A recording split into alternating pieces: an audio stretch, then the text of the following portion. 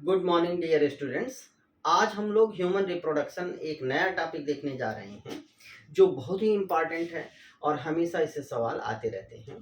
और आप इस चैनल को सब्सक्राइब जरूर कर लीजिए और इसमें से अगर आप देखते हैं ह्यूमन रिप्रोडक्शन के टॉपिक को तो आपको निश्चित रूप से और कहीं कुछ देखने की जरूरत नहीं रहेगी और सारे जो भी सवाल आते हैं, चाहे वो कॉम्पिटिटिव एग्जाम के हों, चाहे 12th की परीक्षा में हो, चाहे किसी भी परीक्षा में आते हों, वो सारे सवाल आपको इसमें से निश्चित रूप से मिल जरूर जाएंगे। तो हम लोग शुरू करते हैं ह्यूमन रिप्रोडक्शन।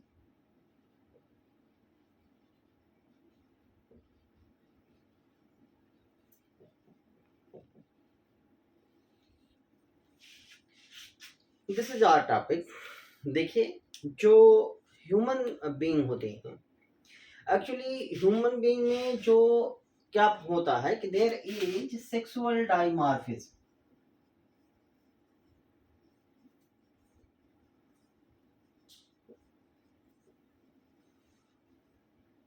सेक्सुअल डाइमॉर्फिज्म होती है। सेक्सुअल डाइमॉर्फिज्म का क्या मतलब होता है कि अगर हम किसी इंडिविजुअल के मेल और फीमेल को एक्सटर्नली डिस्टिंग्विश कर पाए, पहचान पाए कि this is the male, this is the female, तो हम उस कंडीशन को क्या कहते हैं? Sexual dimorphism. ह्यूमन बीइंग के केस में मेल और फीमेल को हम डिस्टिंग्विश कर सकते हैं बाहर से देख करके। That's why we are saying that कि there is a sexual dimorphism in case of human being. तो मेल और फीमेल को डिस्टिंग्विश कर सकते हैं। दैट्स व्हाई ह्यूमन बीइंग में क्या होती है? सेक्सुअल डाइमॉर्फिज्म होती है। दूसरी चीज कि जो ह्यूमन बीइंग में रिप्रोडक्शन होता है वो किस तरीके से होता है कि सेक्सुअल रिप्रोडक्शन होता है। There is sexual reproduction. देखिए, रिप्रोडक्शन का मतलब कि एनसीईआरटी ने लिखा हुआ है कि the production of young ones just like itself, that is the reproduction. तो ह्यूमन के in case of human being जो रिप्रोडक्शन होता है वह सेक्सुअल रिप्रोडक्शन होता है, यानी कि दो इंडिविजुअल जरूरत होती है, एक मेल की और एक फीमेल की। देखिए, हम एक चीज कहते हैं कि most of the cases sexual reproduction is by parental, लेकिन हमेशा हम ये कहते हैं कि sexual reproduction is always by parental तो गलत हो जाएगा। कहीं कहीं पर एक ही इंडिविजुअल के जरिए सेक्सुअल रिप्रोडक्शन हो जाता है। तो अभी फिलहाल के लिए हम कहते हैं कि ह्यूमन बीइंग में सेक्सुअल रिप्रोडक्शन होता है और ये क्या होते हैं कि they are VV पेरस।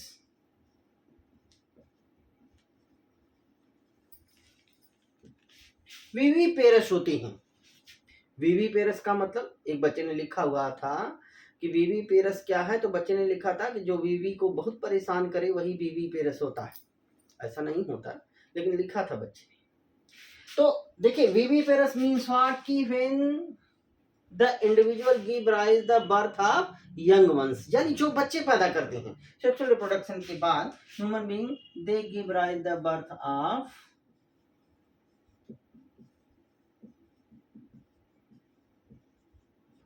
Young ones, यानी कि सीधे सीधे एक ओवी पेरस होते हैं जो अंडे देते हैं, बीवी पेरस जो बच्चे देते हैं। तो ह्यूमन बीइंग में रिप्रोडक्शन, सेक्सुअल रिप्रोडक्शन होता है और वो बीवी पेरस होते हैं। एक चीज हमने इनिशियली हमने लिखा हुआ है कि सेक्सुअल डाइमॉर्फिज्म पाई जाती है जहां पर मेल और फीमेल को हम एक्सटर्नली डिस्टिंग्विश कर सकते हैं।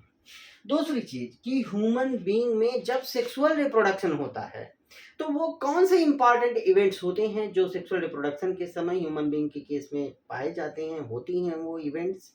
उन इवेंट्स को हम एक बार इनिशियली देखते हैं कि कौन से इंपॉर्टेंट टॉपिक हम लोग इसमें होती हैं ह्यूमन रिप्रोडक्शन में, सेक्सुअल रिप्रोडक्शन में। तो देखिए कि जो इंपॉर्टेंट इवेंट होते हैं इन case of human reproduction, human reproduction, तो ह्यूमन रिप्रोडक्शन में जो सबसे पहला इंपॉर्टेंट इवेंट होता है वो क्या होता है कि what we are going to discuss, कि जैसे कि सबसे पहले क्या होता है? गैमेटोजेनेसिस।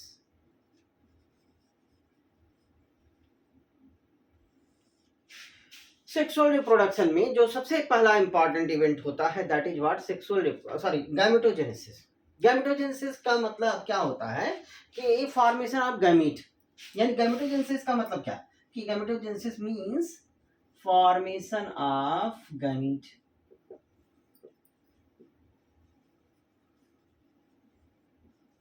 अब ये जो गैमीट होते हैं, ये गैमीट को हम और क्या कहते हैं कि जर्म सेल। गैमीट को हम जर्म सेल कहते हैं, या इसको हम और क्या कहते हैं, सेक्स सेल।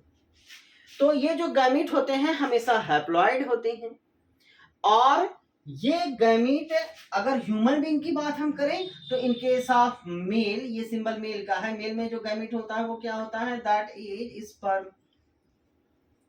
और जो फीमेल में, ये सिंबल किसका है, फीमेल का, फीमेल में जो गैमीट होता है वो क्या होता है, दैट इज ओवा। तो स्पर्म और ओवा सेक्सुअल रिप्रोडक्शन में, ह्यूमन बीइंग में जब सेक्सुअल रिप्रोडक्शन होता है तो जो सबसे पहला इवेंट, सबसे पहली घटना, सबसे पहला काम होता है वो क्या होता है कि फॉर्मेशन ऑफ स्पर्म एंड ओवा। स्पर्म का फॉर्मेशन कहाँ होता है, इनसाइड द टेस्टिस, और ओवा कहाँ बनता है, फीमेल में ओवरी के अंदर। तो जो स्पर्म टेस्टिस में जब स्पर्म बनता है तो उस काम को हम क्या कहते हैं, स्पर्मेटोजेनेसिस।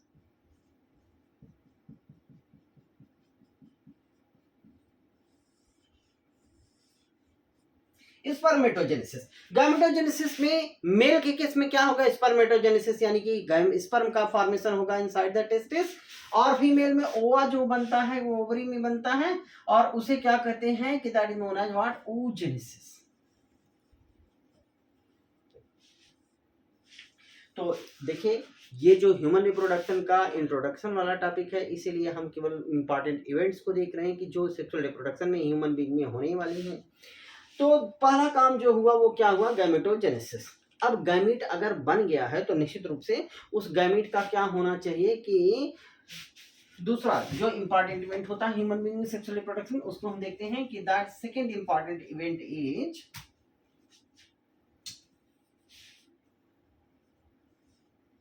इंसेमाइनेशन।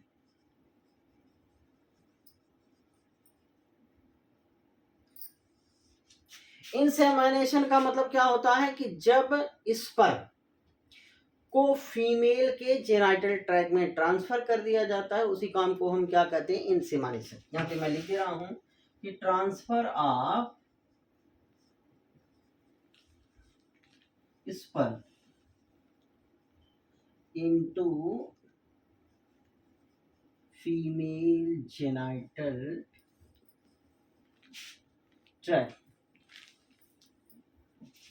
उसी काम को हम क्या कहते हैं, इंसेमाइनेशन। तो जो सेकंड इंपॉर्टेंट इवेंट होता है ह्यूमन बीइंग के केस में सेक्सुअल रिप्रोडक्शन के दौरान, उसे हम क्या कहते हैं, insemination. Then after third important event is what, that is fertilisation.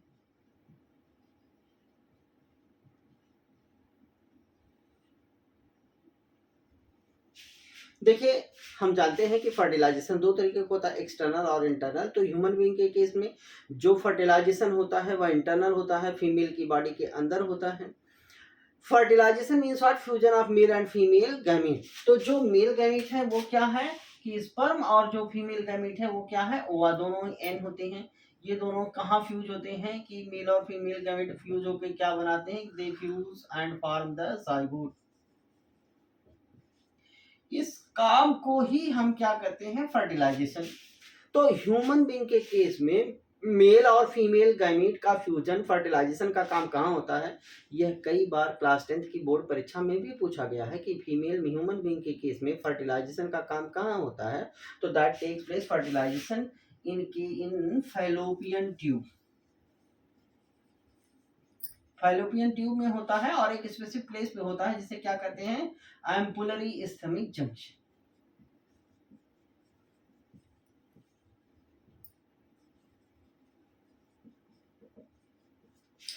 फिलहाल अभी हम जब मेल और फीमेल रिप्रोडक्टिव स्ट्रक्चर को पढ़ेंगे तो वहां पे इस चीज को देखेंगे कि फर्टिलाइजेशन का काम कहाँ होता है। तो फिलहाल जो थर्ड इंपॉर्टेंट इवेंट हुई ह्यूमन रिप्रोडक्शन में, दैट इज फर्टिलाइजेशन। और फर्टिलाइजेशन के बाद क्या बन गया कि जाइगोट। ठीक है, जाइगोट बनेगा। जो जाइगोट है, मान लीजिए कि ये जाइगोट बन गया तो निश्चित रूप से जो जाइगोट है वो 2n हो जाएगा। अब इस जाइगोट में क्या होगा कि माइटोसिस होगी। माइटोसिस से जाइगोट डिवाइड करेगा और फिर उसमें जाइगोट में 2 सेल बन जाएगी, फिर क्या होगा 2 से 4 cell, 8 cell, 16 cell, 32 cell, like that ये सेल बनती जाएंगी। तो जाइगोट में जो डिवीजन होता है, जाइगोट में जो माइटोसिस होकर के नई सेल बनती है, उस काम को क्या कहा जाता है? That event is known as what? Cleavage. ध्यान से समझिएगा, जाइगोट में डिवीजन को, माइटोटिक सेल डिवीजन से नई सेल बनने के काम को हम क्लीवेज क्यों कहते हैं? क्योंकि साइज, नंबर ऑफ सेल तो इंक्रीज होती हैं, लेकिन जाइगोट की साइज इनिशियली इंक्रीज नहीं होती। इसी कारण हम इसे क्या कहते हैं? क्लीवेज कहते हैं। तो जाइगोट में क्या होगा? क्लीवेज। क्लीवेज से क्या, जो नई सेल बनती है उन्हें हम क्या कहते हैं? जो मान लो कि ये पहला डिवीजन और 2 सेल बने, इसे क्या कहते हैं? ब्लास्टोमियर। जाइगोट में जो नई सेल बनेगी उसे हम क्या कहते हैं? ब्लास्टोमियर। याद रहे, जाइगोट कहाँ बना? फैलोपियन ट्यूब के अंदर। फिर उससे उसका डिवीजन भी कहाँ शुरू होगा? फैलोपियन ट्यूब के अंदर ब्लास्टोमियर बनेगी। फिर और सेल की संख्या बढ़ जाएगी, तो अल्टीमेटली क्या बन जाएगा कि फैलोपियन ट्यूब से फिर जाइगोट कहाँ जाएगा? यूट्रस के अंदर ब्लास्टोसिस्ट बन जाएगा। यानी कि जब नंबर ऑफ सेल्स इंक्रीज कर जाएंगे जाइगोट में, तो वो धीरे धीरे कहाँ से, फैलोपियन ट्यूब से कहाँ डिसेंड करेगा? यूट्रस के अंदर।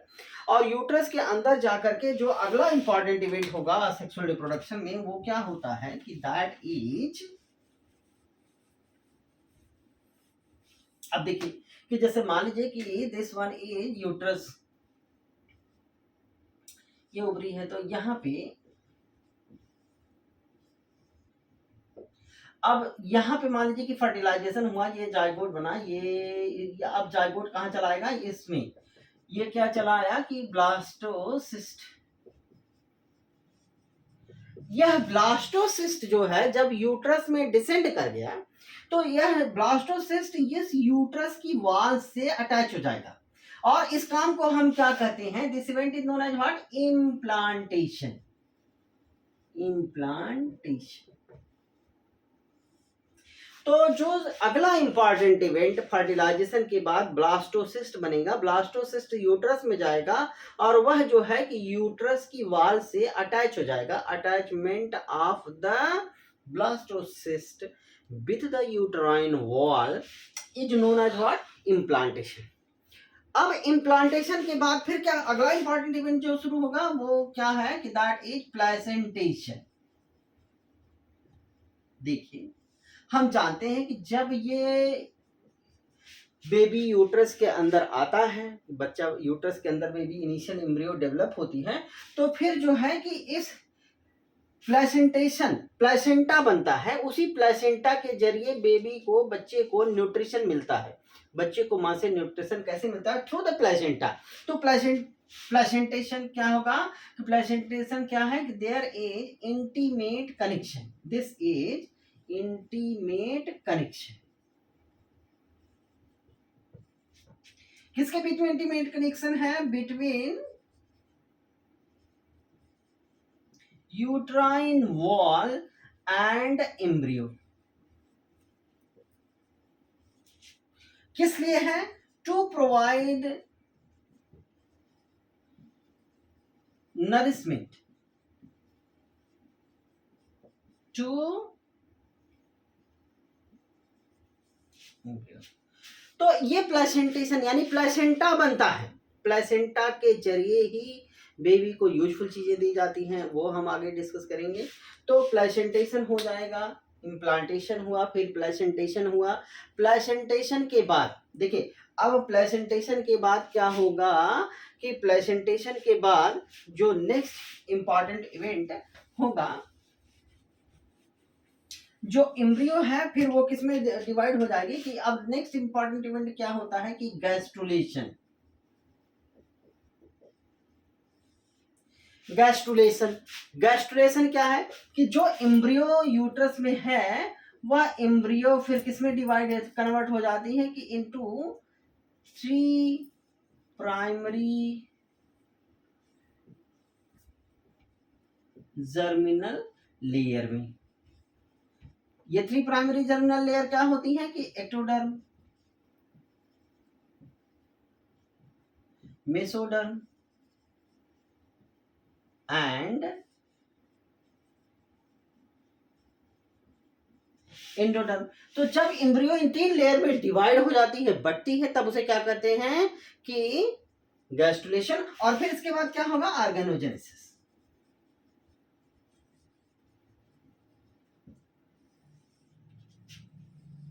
यानी कि इन्हीं लेयर से क्या बनेगा कि ऑर्गन्स बनेगा, फिर इसी से बेबी।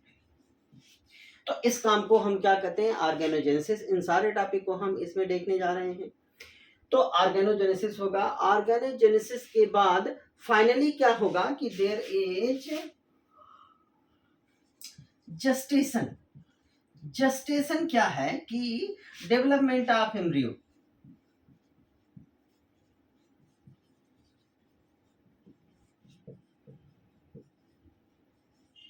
डेवलपमेंट ऑफ एम्ब्रियो यानी कि बच्चा मदर के यूट्रस में कितने समय तक रहता है, उसी को क्या कहते हैं, जेस्टेशन पीरियड। सिंपली हम जानते हैं कि ह्यूमन बीइंग के केस में बच्चा माँ के यूट्रस में कितने दिन रहता है, नियरली 9 मंथ। लेकिन अगर हम इसको इस जेस्टेशन पीरियड को नंबर ऑफ डेज के रूप में देखें तो दैट इज 266 और 280।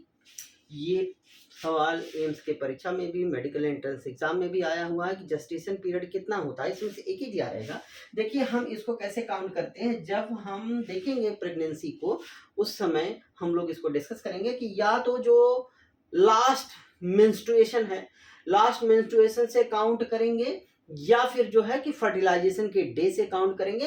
तो ऑब्वियसली अगर हम फर्टिलाइजेशन के डे से काउंट करेंगे तो हम जानते हैं कि फर्टिलाइजेशन कब होता है कि जो मेंस्ट्रुअल साइकिल है उसके डे मिडिल पे, यानी 14th डे पे। तो 266 में अगर हम 14th जोड़ देंगे तो कितना हो जाएगा, 280।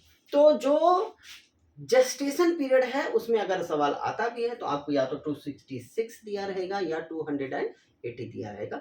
बात यहीं पे आती है कि हम कहाँ से काउंट कर रहे हैं प्रेगनेंसी को, कि या तो वो लास्ट मेंस्ट्रुएशन, जो मेंस्ट्रुएशन के बाद प्रेगनेंसी आ गई तो ऑब्वियसली उसके बाद 9 महीने तक तो मेंस्ट्रुएशन होना नहीं है। तो हम या तो लास्ट मेंस्ट्रुएशन से काउंट करेंगे प्रेगनेंसी को, या तो फिर किससे काउंट करेंगे कि फर्टिलाइजेशन से काउंट करेंगे। तो number of days gestation period का कितना आएगा कि दैट इज 266 और 280 डेज, सिंपली 9 मंथ। तो हम जेस्टेशन पीरियड जिसमें एम्ब्रियो का क्या होता है, डेवलपमेंट होता है, तो ये सारी चीजें हम लोग देखेंगे। ये ह्यूमन रिप्रोडक्शन का इंट्रोडक्शन है। ह्यूमन रिप्रोडक्शन में हम क्या चीजें देखने वाले हैं, ये उसकी बातें थी। आप चैनल को सब्सक्राइब कर लीजिए और बने रहिए साथ में। हमने शुरू में ही कहा हुआ है कि कोई ऐसी चीज नहीं रहेगी जो आपसे छूट जाए या आप ना कर पाए, ऐसा नहीं होगा। Definitely we will do hard, आपको सारे सवाल मिल जाएं, आपको अच्छे से समझ में आए। That is my effort. धन्यवाद।